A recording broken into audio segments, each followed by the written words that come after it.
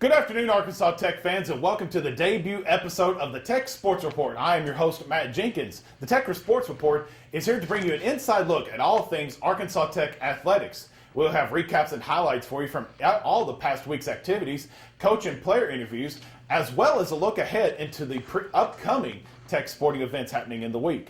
You can check us out every Wednesday on all social media pages associated with Arkansas Tech athletics, including Facebook, Twitter, YouTube, as well as on Arkansas Tech TV. This week we're going to take a preview with the Arkansas Tech Wonder Boys football team. The Wonder Boys are coming off a very successful 9-3 season in which they ended the year defeating Eastern New Mexico in the Champs Heart of Texas Bowl for the Wonder Boys' first postseason victory since 2009. Tech will be looking to duplicate the success of last season heading into this season, in which they will be returning many key contributors.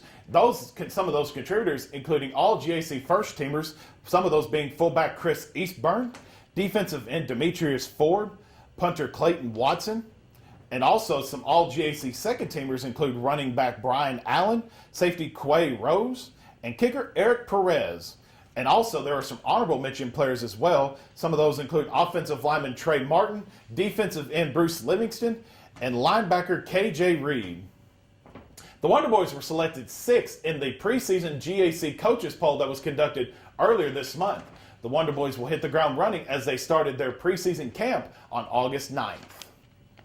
Tech will open the season next week with a night game against Southern Nazarene on Thursday, September 1st, with a kickoff scheduled for 7 o'clock p.m. We're going to take a quick break. When we come back, we will have the head coach of the Arkansas Tech Wonder Boys, Raymond Monica, joining us on set. You're watching the Tech Sports Report. I knew I'd follow my heart into the Arkansas Tech nursing program, but I didn't know I'd fall in love with the campus. I knew I would check out international business, but I didn't know I could check out a mountain bike. I knew Tech had plenty of degrees that matched my interest. But I didn't know I wanted to study pre-med. Or pre-law. I knew Arkansas Tech had an impressive history, but I didn't know that my professors would look out for my future. Tech has one of the highest graduation rates in the state. Come take a tour of campus and discover what else you don't know about Tech. Being a champion takes more than skill, more than endless drills, more than using your head. Being a champion takes the heart to give it your all, the agility to thrive from any angle, and the relentless drive to be the best. Welcome to Division II, where the pursuit is yours to create, and the question isn't, can you do it? It's will you? Welcome back to the Tech Sports Report. I'm Matt Jenkins, along with head coach of the Arkansas Tech Wonder Boys football team, Raymond Monica. Coach, how are you doing this afternoon? Oh, doing great. Appreciate you having me. Ready to get 2016 going? Can't wait. Let's talk a little bit more about last year, 9-3, a very successful year for the Wonder Boys. What were some of your takeaways from last year? Because it was a truly amazing season to be a part of. Well, the thing about it, I saw offense that came together. You know, that was probably the big thing, and they scored the second most points in the history of the school. You know, we pretty much hit on all phases of the game, offense, defense, and kicking game. And I thought the players got better and better through the course of the year. And ever since you've been here, I would think it's been a very steady improvement, and it's all been anchored defensively. And I know defense is one of the things you hang your hat on. I'm sure you'd agree that defense wins championships and defense can create success like you've seen here. Yeah, absolutely. I mean, you want to be as good as you can be on all phases of the game. You know, I mean, you want to be good offense, defense, and kicking game. You know, I've been in my coach career, this is my 29th season. I've been on teams that were really good on defense and didn't score enough points. Been where we scored a lot of points, but not enough on defense. So, you know, you got to be solid in all areas to have a good season. And like you just said, you got to be solid in all areas. And last year, I think the Wonder Boys offense really took off, and you saw a very successful offense along with a very successful defense. Talk about a little bit about the success the offense saw last year. Well, I think it goes back to the year before with a lot of young guys that played a lot of snaps. And then with the freshmen, some transfers in there. And Coach Dearman, our offensive coordinator, quarterback coach, and the offensive coaching staff did a tremendous job preparing players each and every week. And, you know, did a great job with the schemes and calling plays at the right time. Defensively, if you were a big part of the Wonder Boys last year, Logan Jens. You have to replace Logan Jens this year, the leading tackler in Tech history, the 4th leading tackler in Division II history. it's going to be hard to replace something like that, but you have a very good defense coming back that can fill some spots that Logan Jens is going to leave behind. Yeah, we got 8 starters coming back, so depth, we kind of still trying to create more and more depth at some positions, but saw Logan yesterday. You don't replace Logan Jens, on the field and off the field, his leadership. And the thing about it, you can have some people blocked out there and they got him blocked, but Logan's always found a way to make the play. And but he was a very, very special player. And right now, KJ Reed and Seth Cup are competing at that position. And I think they're going to do a fine job. And like you said, big bulk of your starters coming back. Have a lot of starters come back offensively. I'm sure the main goal is to keep that explosive and that consistent offense coming into 2016. Absolutely. Talk a little bit about the scrimmage. We had the green and gold scrimmage just past Tuesday. Saw a lot of new Wonder Boys make their first appearance at Thone Stadium. What were some of your takeaways from the scrimmage that you saw? Well, the starters, we didn't play that many snaps. Obviously, we're trying to make sure of injuries, but we had to get some plays in there for them to keep their sharpness and their edge. I thought we got that accomplished. What I see right now, the guys that are second, third string right up in there, we need some guys to step up and get on the bus in the 2 deep. And I think right now it's still a little cloudy with some areas who's going to be that second team guy that's on the bus. But as we get closer and closer to the game, I know that's going to work its way out. Is there any players that really caught your eye during the scrimmage? Well, the player that I think people don't know a great deal about but been here a good while is Justin Bailey, running back from Mayflower.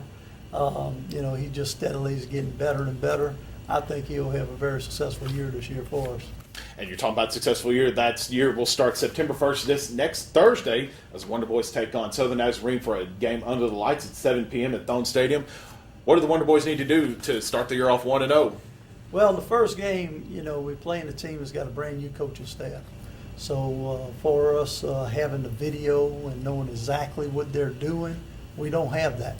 So to me, that first game, we're going to have to make a lot of adjustments early on in the game for us to have success later in the game. And I'm sure all the Wonder Boy fans need to come out to Thone Stadium. You got anything you'd like to say to the fans? Make sure they get out for September 1st. Hey, we appreciate y'all support. Y'all a large part of the game, and the players feed off of y'all energy out there in the stadium. Again, that game is September 1st, 7 p.m. We hope to see all of you there, Coach. Thank you so much. Appreciate it. We're going to take a quick break. When we come back, we'll have Demetrius Ford on set with us. You're watching the Tech Sports Report. Are you a Tech sports fan? Then it's time for you to get rewarded with the Fight On Rewards app. Check into Tech athletic events to earn points and redeem for awesome prizes. You can also interact on social media, fan polls, and post pictures through our fan cam. The app is now available for free through the App Store or the Google Play Store. Looking to get the inside stories of Arkansas Tech athletics? Then be sure to subscribe to Tech Talk, the official podcast of Arkansas Tech Sports, available for free right now on iTunes. Being a champion takes more than talent, more than the perfect pass, more than using your head. Being a champion takes the spirit to always push harder, the ability to overcome any hurdle, and the fire to be the best. Welcome to Division II, where the pursuit is yours to create. And the question isn't, can you do it? It's, will you?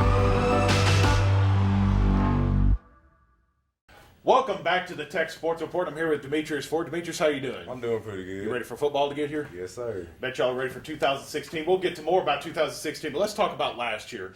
9-3, you guys went to the Heart of Texas Bowl. What a year 2016 was. What were your takeaways from being a part of that amazing team? Man, just a lot of hard work, dedication. We grinded real hard during the summer to get everybody here, and we pulled it together. There was a lot of cool moments last year. The 10-man touchdown, obviously, is what a lot of people will remember. The big comeback victory versus Harding. What were some of those? Was it those your favorite moments, or is there another moment that you remember from last year? No doubt the 10-man touchdown was the greatest moment to me. With tragedy happened over the summer, with Zamaric Holt, and we said he was gone, but he stayed with us all year long. And the first game, he made a big play. And I think after that moment, you really saw the team, the coaching staff, and the fan base all really come together, really surround the team with a lot of positive emotion. Yes, and you really saw it translate on the field. Yes, sir, we did. You had a big year last year. Started 9 games. You're all GAC first team selection on defense, 36 tackles.